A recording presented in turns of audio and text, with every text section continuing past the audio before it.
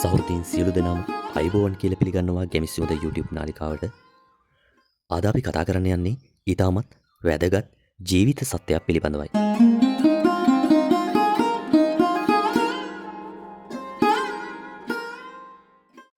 මනුෂ්‍ය ඉතිහාසයේ පුරාම දෙවර්ගයක මිනිසුන් සිටියා.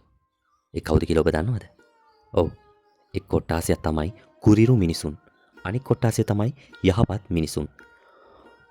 කුරිරු මිනිසුන් කුරුමන්ත්‍රණය කරනවා, වෛරය පතුරනවා, යුද්ධය ඇති කරනවා. නමුත් යහපත් මිනිසුන් සාමය වපුරනවා, සහෝදරත්වය ගොඩනගනවා, ලෝකයේ හොඳ තැනක් කරනවා.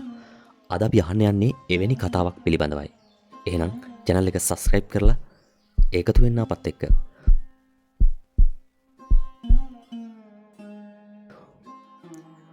කුරිරුකමට එරෙහිව යහපත් මිනිසුන් කෙසේ ලෝකය වෙනස් කළාද කියන කතාවක්. පළමුවෙන්ම මම කියලා දෙන්නම් වෛරය උපදින ලෝකය පිළිබඳව. එක් කාලයක ලෝකයේ රටවල් අතර බොහෝ ගැටුම් තිබුණා. මිනිසුන් ආගම නිසා ගැටුම් ඇති කරගත්තා. ජාතිය නිසා ගැටුම් ඇති කරගත්තා. දේශපාලනය නිසා ගැටුම් ඇති කරගත්තා. එකිනෙකාට වෛර කරන්න පටන් ගත්තා. කුරිරු නායකයන් මෙම වෛරය Tamanගේ බලය සඳහා භාවිතා කළා. ඔවුන් මිනිසුන්ට කිව්වා ඔබගේ සතුරන් එහා පැත්තේ ඉන්නවා. එවිට මිනිසුන් එකිනෙකාට විරුද්ධව සිටගත්තා. ලෝකයේ බොහෝ යුද්ධ මේ විදියටම ආරම්භ වුණා.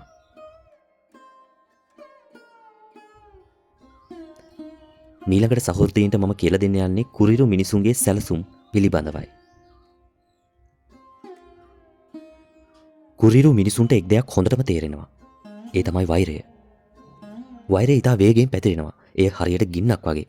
එක් පුද්ගලයෙකුගේ කෝපය රටක් පුරා ගිනි ගන්න පුළුවන්. ඒ නිසා ඔවුන් කුමන්ත්‍රණයන් කරනවා, ප්‍රචාරණය කරනවා, බොරු පතුරනවා, මිනිසුන් අතර සැකය, බිය, වෛරය වපුරනවා. මීළඟට මම කියලා දෙන්නේ යහපත් මිනිසුන්ගේ සැලසුම. නමුත් ඉතිහාසය පුරාම අනන්‍යතාවයට, සාමයට, යහපත්කමට විශ්වාස කරන මිනිසුන් සිටියා. ඔවුන් කුරිරුකමෙන් පිළිතුරු දෙන්න ගියේ නැහැ. ඔවුන් කළේ වෙනස් දෙයක්. ඔවුන් සහෝදරත්වයේ වපුරන්න පටන් ගත්තා. මීළඟට මම කියලා දෙන්නේ සහෝදරත්වයේ බලය පිළිබඳවයි. සමහර විට සහෝදරත්වය අපිට දුර්වල බවක් වගේ පෙනෙන්න පුළුවන්. නමුත් ඒක ලෝකයේ ශක්තිමත්ම බලයක්.